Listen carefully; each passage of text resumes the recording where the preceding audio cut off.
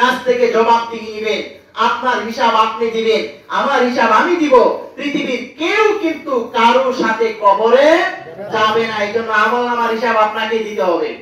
আল্লাহ সুবহানাহু ওয়া তাআলা সূরাতুল কাহাফের 103 এবং 4 নম্বর আয়াতে আল্লাহ বলে দিয়েছেন সবচেয়ে বড় ক্ষতিগ্রস্ত কারা। আল্লাহ বলেন, قُلْ هَلْ نُنَبِّئُكُمْ بِالْأَخْسَرِينَ أَعْمَالًا الَّذِينَ ضَلَّ سَعْيُهُمْ فِي الْحَيَاةِ الدُّنْيَا وَهُمْ يَحْسَبُونَ أَنَّهُمْ يُحْسِنُونَ صُنْعًا। আল্লাহ বলেন, কুল, হে নবী আপনি বলুন, হাল নুনাব্বিউকুম বিল আখসারিনা আমালা, আমি কি তাদের সম্পর্কে বলবো না তারা আমল করে বিপদে? কিছু মানুষ আছে কিয়ামতের ময়দানে আমল করে বিপদে পড়বে। অর্থাৎ বহু আমল করেছে, আমাদের সমাজে বহু আমল আছে, বহু নামাজ আছে, আলফি নফল আছে, আলফি নামাজ আছে, সবে মেরাজের নামাজ আছে, সবে কদরের নামাজ আছে, কত ধরনের সালাত যে আছে।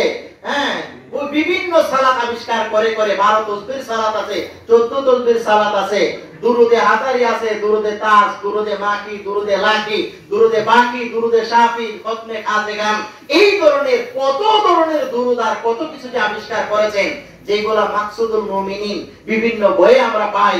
আপনাদেরকে বলি, আমল করার পরে বিপদে আল্লাহ বলতেছেন যে এমন কিছু মানুষ যারা আল্লাযীনা দাল্লা সাইয়ুম ফিল হায়াতিদ দুনিয়া, যারা দুনিয়ার জমিনে অনেক চেষ্টা করেছে, দুনিয়ার জমিনে চেষ্টা করেছে যে কিভাবে আমল করা যায়।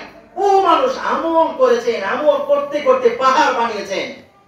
হ্যাঁ, ওহুম ইয়াহসাবুনা, তারা ধারণা করেছেন আন্নাহুম ইউহসিনুনা সুনআ, দুনিয়াতে ভালো কিছু করেছি, পরকালে অবশ্যই এটা পাওয়া যাবে। সূরাতুল ফুরকানের মাঝে আসছে, ওয়া কাদিমনা ইলা মা আমিলু মিন আমালিন ফাজআলনাহু হাবাম মানসুরা। তাদের আমলগুলো যখন আল্লাহর দরবারে পেশ করা হবে তখন সেগুলো ধুলি বালু কণার মতো উড়ে যাবে। অর্থাৎ বাতাস যেই রকম ভাবে বালু কণা সবকিছুকে উড়িয়ে দেয়, ঠিক তেমনি ভাবে আমলের অস্তিত্ব থাকবে এমন। এই জন্য আপনি আমি এমন আমল, দুনিয়াতে সময় আছে এখনো, আপনি এখনো সময় আছে পরিবর্তন হওয়ার। আল্লাহ সুবহানাহু ওয়া তাআলা বলেন, আলাম ইয়ানি লিল্লাযিনা আমানু আন তাখশা কুলুবুহুম লিযিকরিল্লাহ, এখনো কি তোমার সময় আসেনি যারা আল্লাহকে ভয় করো, যারা আল্লাহর উপরে ঈমান এনেছো, তোমাদের কি পরিবর্তনের সময় কি এখনো আসেনি? এখনো কি আল্লাহকে ভয় করার সময় আসেনি? এখনো কি নিজেকে পরিবর্তনের সময় এখনো আসেনি? তাহলে সময় এখনো আছে, সময় আছে। একদিন মৃত্যুর 1 সেকেন্ড আগেও যদি আপনি জানতে পারেন আপনার আমলটা ভুল, তাহলে সংশোধন হতে হবে, তাহলে আপনি নাজাত পেয়ে যাবেন। রাসূলুল্লাহ সাল্লাল্লাহু আলাইহি ওয়াসাল্লামের চাচা মৃত্যুর শয্যার শায়িত অবস্থায় আল্লাহ রাসূল গিয়ে বলতেছেন, চাচা এখনো সময় আছে, শুধু একবার স্বীকৃতি দেন লা ইলাহা ইল্লাল্লাহ মুহাম্মাদুর রাসূলুল্লাহ, এই স্বীকৃতি দেন আমি আল্লাহর রাসূল, এই স্বীকৃতি শুধু একবার দেন, আমি আল্লাহর কাছে বলবো। কিন্তু সে দেই নাই। বলছেন যে আমি যদি মরার সময় তোমারটা সঠিক জানি, মরার সময় যদি এটা করি তাহলে মানুষে আমাকে মৃত্যুর পরে কি বলবে? আপনি আমি এই বই আছি, এতদিন যাবত এইভাবে সালাত করে আসছে, এই করে আসছি, এখন যদি এটা ছেড়ে দিই মানুষে আমাকে কি বলবে? এই লজ্জার হয়ে। দেখেন, আপনার হেদায়েতের মালিক হলো আল্লাহ। ইব্রাহিম আলাইহিস সালাতু ওয়াস সালাম তার পিতার জন্য কত না দোয়া করেছেন আল্লাহর কাছে। আল্লাহ ডাইরেক্ট জানিয়ে দিয়েছেন, ইন্নাকা লা তাহদি মান আহবাবতা, আপনি যাকে পছন্দ করেন তাকে আপনি হেদায়েত দিতে পারবেন না।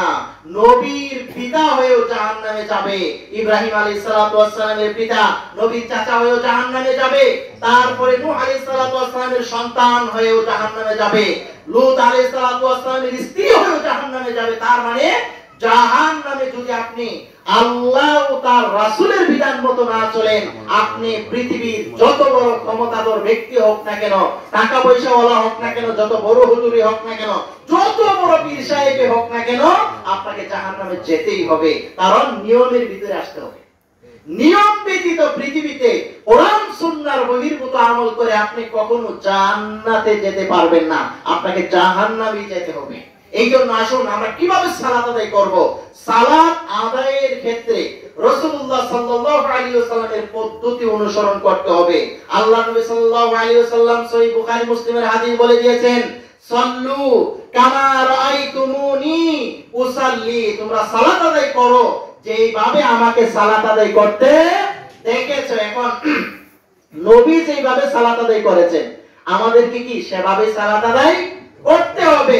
এখন যদি বলেন যে না নবীর জন্য একটা আর আমাদের জন্য আরেকটা, কারণ নবী তো নবী, নবীর সাথে আমাদের তুলনা চলবে না, কারণ নবীর নির্দেশ আপনি মানেন না, আপনি নবীর সাথে তুলনা দেন। বহু মানুষ এরকম আবেগী আছে।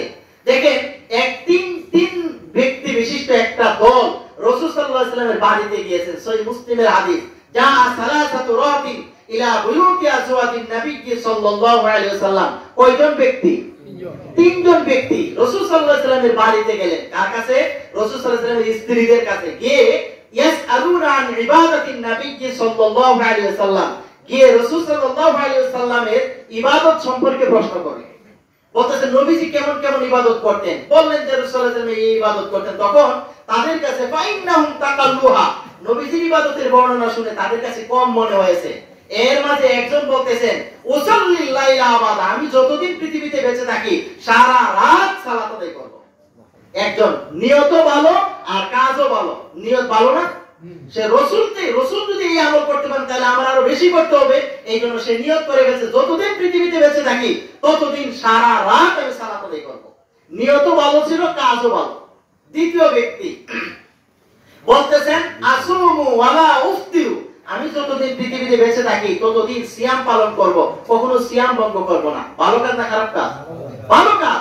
তৃতীয় ব্যক্তি এই নিয়ত করলো যে আমি যতদিন পৃথিবীতে থাকি ফাতাজিলুন নিসা, আমি কখনো মহিলা সঙ্গ নিব না, অর্থাৎ বিয়ে করব না। যদি বিয়ে করি তাহলে দুনিয়াবি সংসারে ঝামেলায় যুক্ত হয়ে আল্লাহর ইবাদত বন্দেগী করতে পারবো না। এই জন্য সেইগুলো ছেড়ে দিয়েছে, দিয়ে আল্লাহর ইবাদত করবে। নিয়তটা কি ভালো না খারাপ? ভালো। কাজগুলো কি ভালো না খারাপ? ভালো। এই মুহূর্তে রাসূল সাল্লাল্লাহু আলাইহি ওয়াসাল্লাম এসে উপস্থিত, বলতেছেন কুলতুম কাযা ওয়া কাযা, হাই হাই তোমরা কি এগুলো বলতেছো? হ্যাঁ। তখন আল্লাহর নবী বলেছেন উসাল্লি ওয়া আনামু, আমি তো রাতের বেলা সালাত আদায় করি আবার ঘুমাই। আসুমু আফতিরু, আমি সিয়ামও পালন করি আবার মাঝে মাঝে সিয়াম কি করি? ভঙ্গ করি। রোজা রাখি, রোজা ভঙ্গ করি। এবং আমি নিকাহু মিন সুন্নতি, বিয়ে হলো আমার সুন্নাত। ফামান রাগিবা আন সুন্নতি ফালাইসা মিন্নি, যে আমার সুন্নাত থেকে মুখ ফিরিয়ে নেবে সে আমার দলভুক্ত না। আল্লাহর রাসূল তারা ভালো নিয়ত করেছিলেন, ভালো কাজ করার নিয়ত করেছিলেন। আল্লাহ রাসূল বলছেন আমার নিয়মের বহির্ভূত করছো, এইজন্য তোমরা আমার দলে থাকার যোগ্য না। রাসূল বলছেন তাদেরকে উম্মত হিসেবে স্বীকার করেন নাই। আর আজকাল বহু মানুষ এমন কিছু করে যেগুলো রাসূল করে নাই, আবার রাসূলের আশিক দাবি করে। রাসূলের আশিক দাবি করে, অথচ রাসূল সাল্লাল্লাহু আলাইহি ওয়াসাল্লামের নির্দেশনা নাই। একজন সাহাবী বলতেছেন ইয়া রাসূলুল্লাহ, আমি আপনার সাথে জান্নাতে যেতে চাই, আপনি আমাকে বলুন আমি কি করতে হবে। তখন রাসূলুল্লাহ সাল্লাল্লাহু আলাইহি ওয়াসাল্লাম বলছেন ফাআইনি বিকাসরাতিস সুজুদ, তুমি আমাকে বেশি বেশি সালাত আদায় করে সহযোগিতা করো, অধিক সালাত আদায় করো, বেশি সালাত আদায় করে আমাকে সহযোগিতা করো, তাহলে তুমি জান্নাতে যেতে পারবে। এখন এখানে বলছে যে বেশি বেশি সিজদা দিয়ে, অর্থাৎ বেশি সিজদা। এখন এই সাহাবী যদি মনে করতেন যে বেশি, আল্লাহ রাসূল বলতেন বেশি সিজদা দিয়ে সহযোগিতা করো। এখন বেশি সিজদা বলতে এক রাকাতে সিজদা দুইটাই দিতে হবে। এক রাকাতে সিজদা কয়টা? দুইটা না চারটা? এক রাকাতে সিজদা দুইটা। এখন ওই সাহাবী যদি জান্নাতে যাওয়ার জন্য রাসূল বলতেন বেশি সিজদা দিতে, এক রাকাতে 10টা করে সিজদা দিতেন, তাহলে কি রাসূল সাল্লাল্লাহু আলাইহি ওয়াসাল্লামের নিয়মের অনুসরণ হবে?